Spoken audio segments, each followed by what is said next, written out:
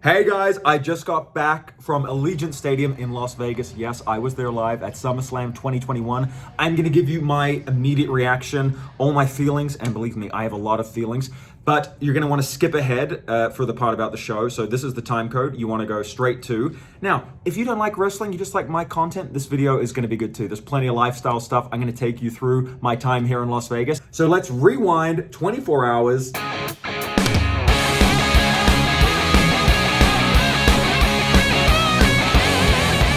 So I just arrived in Vegas. I caught a Flixbus. People were like, "Oh, dude, don't do it to yourself. Don't catch the bus. It's terrible." I loved the bus. It was great. I guess I could just chill after shooting all week in Los Angeles, and I just love watching that desert go by. I'm on my way to MGM Grand. I'm going to check out the room, see how WWE did with the package. Let's get to it. Okay, so I got the gold package, and that includes 2 nights in this queen double room. Very nice. I have no complaints about the room. It is beautiful. I had the easiest check-in ever. It was all digital, completely keyless. Didn't even have to go to the concierge. I went down to the merch store. Oh my God, I had to exercise so much self-control. You can see here is what it's like in there. They have taken over this giant conference room space, and you can get pictures with the wrestlers, lots of cool backdrops to get selfies, and just merch as far as the eye can see. It would have been so easy to drop hundreds of dollars, but I kind of maxed out on getting my outfit ready for SummerSlam. So I just got this commemorative cup for $5. So I think I did pretty good. So I have been to Vegas like 6 times now. I used to hate the place. I love it now. I hated it because I used to get wrecked by it financially. Vegas took me for everything I had. But I have learned that you gotta come to Vegas armed with apples. You gotta come to Vegas armed with almonds. You gotta buy grapes. You gotta go to Walgreens or Safeway or Rite Aid and stock up. You do not want to be buying everything on the strip because stuff is 3 or 4 times as expensive. So that would be my little pro tip. Stock up on a bunch of snacks. Yeah, you're gonna like have some expensive meals, and you should because you're in Vegas and you're having fun. Go to a nice steakhouse or something. But the little in-between snacks, that is what financially wrecks you. So it's Friday night in Las Vegas. Right now, there are hookers and 8 balls, and people are putting champagne on ice. I'm the only motherfucker who's gonna be putting his bangs on ice. I am a non-drinker and I have been for a few years. This is the most wholesome trip in the history of Vegas. I am literally gonna get room service and watch SmackDown in bed, have some sparkling water, and you know what? I am so fucking happy. I feel no peer pressure to go clubbing. I have done that enough for several lifetimes. So I'm gonna be enjoying my sparkling water, my room service, and my SmackDown, and get my energy ready for tomorrow.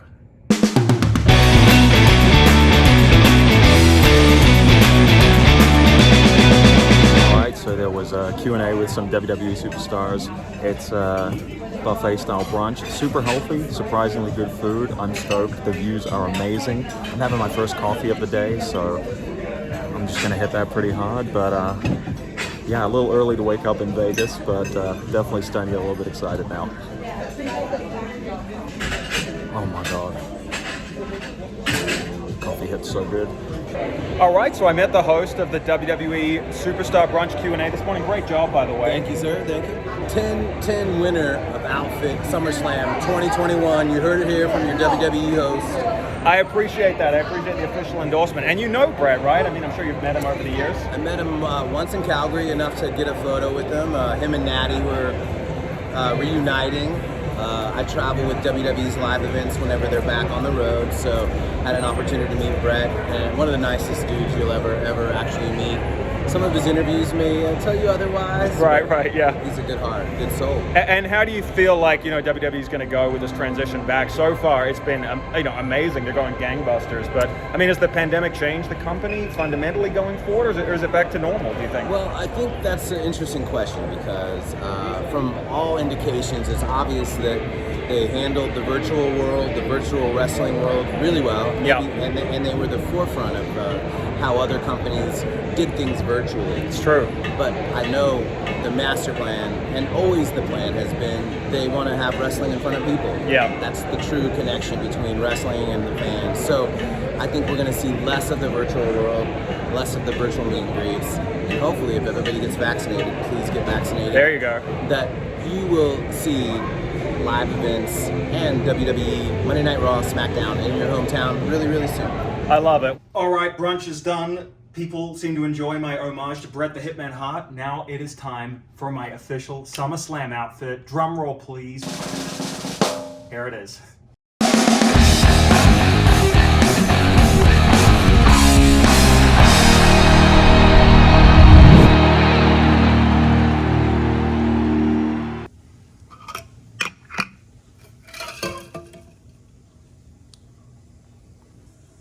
Showtime, baby. All right. Woo!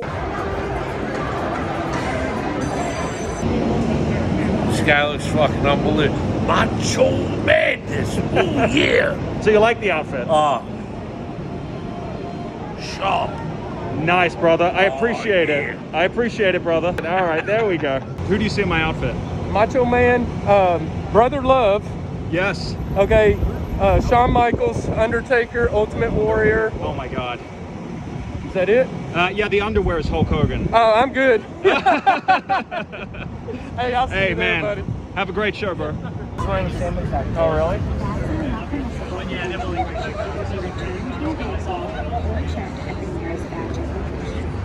Thank you. Awesome, brother. Enjoy the show. I love that too, man. Thank you.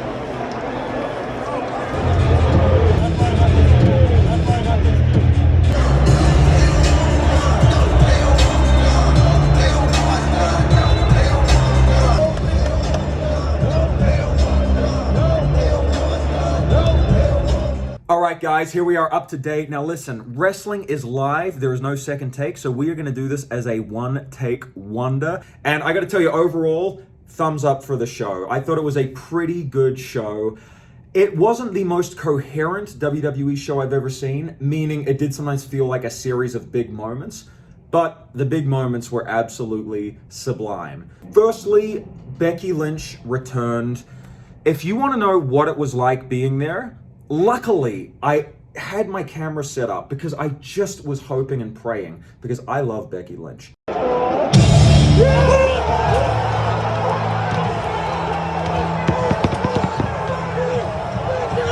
Why I love Becky so much and connect with her is, you know, she dropped out of wrestling for like 4 years. She experienced depression, self-doubt, and she found a way to kind of move through that pain and just become the best version of herself. And I just think that is so damn inspiring. She found her true inner self, and she showed her vulnerability to the world, and she got over doing that.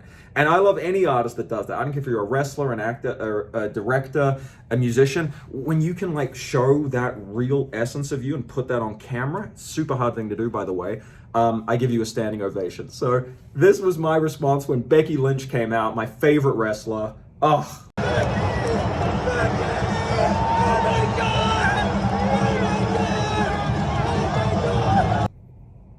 I'm not gonna lie, I did get a little bit teary, as you can see here. That was one of the best returns I've ever seen in the history of wrestling. I can't believe I was there for it. That's why I love wrestling, man. That's as good as it gets. I'm crying a little bit. So that was, you know, maybe the biggest WWE pop of all time. I don't know. I mean, in person, it sounded like an all-time pop. What do you guys think?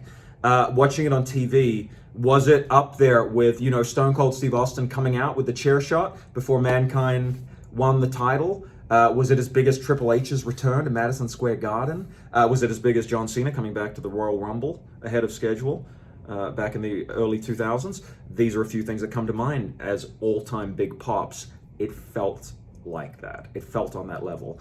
Now, subsequently, a couple of friends messaged me and said, man, I didn't love how they buried Bianca Belair. And now that I've calmed down a bit, I hear what they're saying because I love Bianca Belair.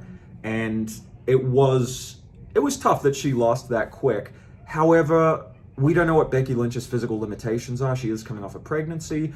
Maybe she's not really fully match fit yet, and they had to do a quick match. So I'm going to just give WWE kudos, because I think the whole thing was actually done brilliantly, and I'll tell you why.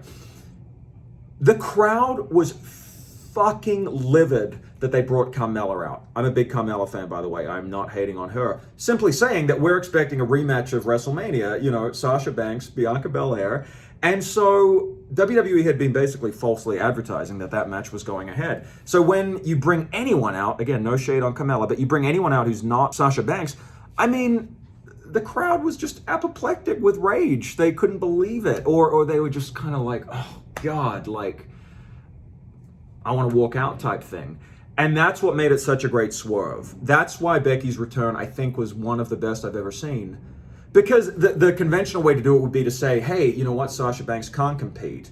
And then Bianca would say, well, is there anybody else back there who wants to fight me? Anybody else? Pause, pause, pause.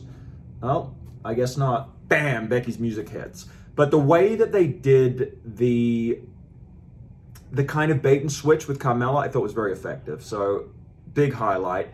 Another huge highlight, match of the night for sure, was Edge versus Rollins. Great match. Crowd was completely hooked on it. Check out this angle of Edge's entrance. I thought the Brood entrance was so cool. Loved that throwback.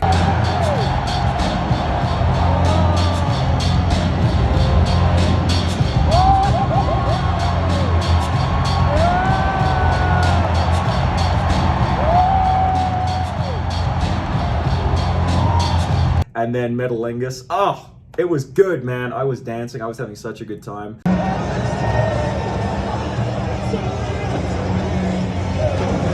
I'm probably going to put up a little reel on Instagram of me just having way too much fun dancing. I mean, look at me. I'm the whitest guy in the world. I shouldn't be dancing. But when I go to a WWE event, I feel like dancing.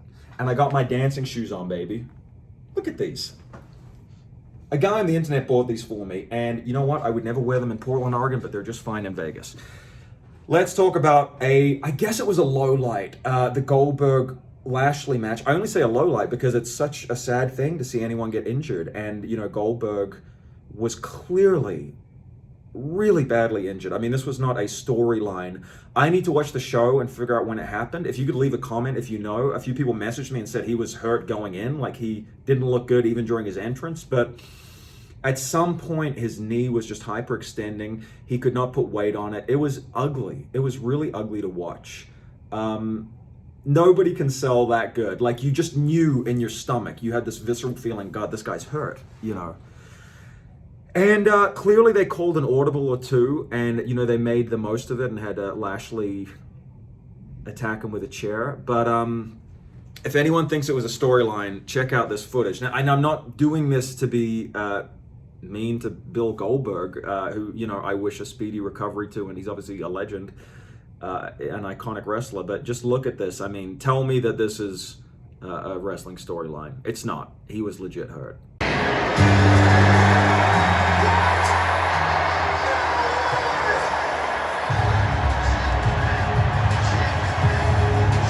So that was a low light. I guess you could say it was a little bit of a fail, right? Speaking of fail, Allegiant Stadium had a fail. I'm going to tell you what it is in 1 second. Firstly, I want to give the stadium 10 out of 10. Architecturally, one of the most beautiful stadiums I've ever seen. 10 out of 10 for the stadium, except for one thing. It was a cashless event.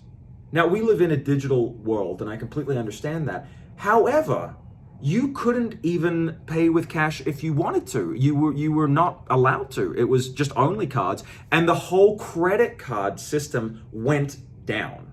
It just failed. So you had people standing in line, just not knowing what was going on. You had the staff, you know, frustrated, embarrassed, worried, and it kind of sucked. They did make it up to us, though. I did get a free drink. So here's the thing. They fucked up so badly with the credit cards that I got a free Monster out of it. Oh, next match. As if I needed an energy drink. I was already so hyped. But I'll tell you what, I was really enjoying myself. I was feeling myself.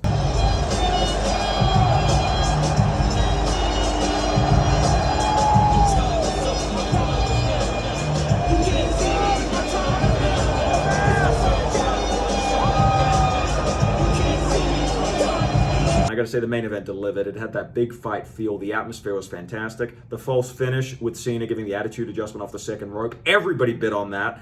You know, it was the 1, 2, 3, oh! You know, that kind of classic crowd reaction. It was really something. And probably another match of the night. The women's three-way match, you know, with Charlotte Flair. That was also a good match, but a little bit rocky, you know, maybe a little bit, a couple of, you know, botchamania moments might come out of that. But yeah, I mean, I think for the second best match of the night, the main event had it. Then, of course, Brock Lesnar returned. Now, I did not see that coming. You had two massive returns in one night. Again, I got it on camera because I was just kind of filming, oh, this is the end of the show. So check this live reaction out. It is lit.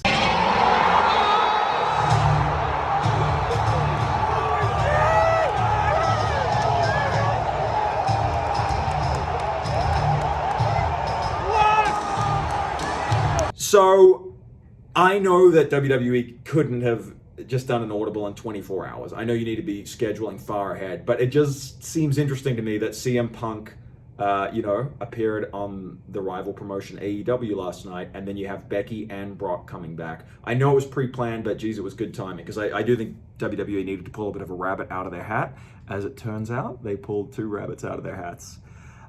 So that's it, guys. I hope that this was helpful in terms of giving you, you know, my thoughts on getting the WWE travel package. I'm a huge fan.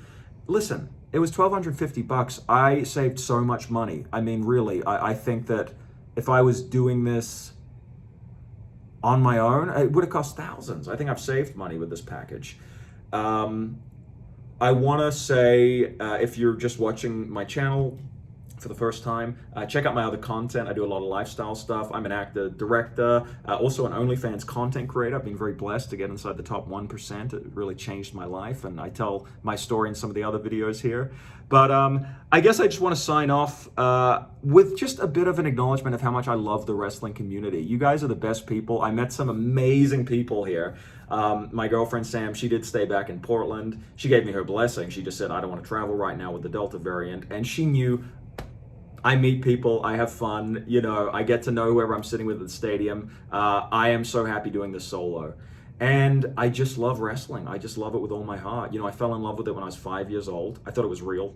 And when I was 7, that was when I kind of smartened up and I realized, oh, okay, you know what? Maybe it's a show. You know, and my mom kind of confirmed it. And that was when I fell in love with it even more. I thought, oh my God, that's so much better. That's so much better. It's storytelling. It's art. And I truly believe it's an art form. I really do. I think it's this crazy, pure kind of performance art that really speaks to my inner child. And you know what? If I've learned anything in the past year, it's that life is short. You don't know what's around the corner. Anything that gives you that pure joy in your heart, I think you need more of it in your life. So I have no shame in admitting I love wrestling. It's really my first love, and it always will be. God, I'm in my 30s now. But I do this for my inner child. I really do. And I got to tell you, my inner child would look at this and say, buddy, you've made it. You have made it. You're living in America. You went to SummerSlam. My inner child is very happy tonight. All right, guys, please like, please subscribe, spread the word about this channel, and I'll be back with some more content real soon. Take it easy. Bye for now. Whoosh.